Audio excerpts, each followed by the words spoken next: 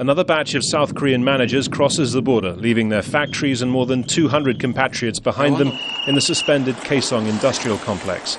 South Korea's government, till now, had insisted it would not talk to Pyongyang. North Korea should simply lift its restrictions. On Thursday, that changed.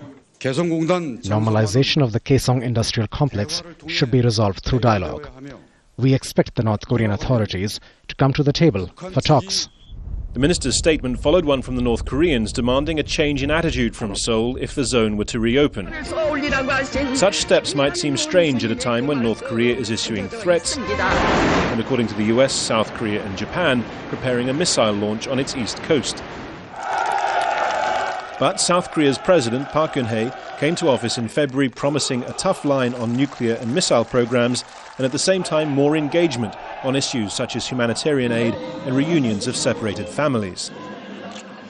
Park Geun-hye has cultivated a reputation for being a conviction politician. Her government says she stands ready to fulfill her campaign pledge and engage and build trust on the peninsula. That will be difficult under what passes for normal circumstances here, let alone in the midst of the worst crisis in relations for many years. The top national security advisor to the previous South Korean president advises caution.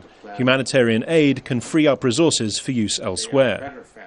If we provide too much of food assistance to the North Koreans, when there is no famine, like this year or last year, it could be tantamount to subsidizing, their nuclear programs, missile programs.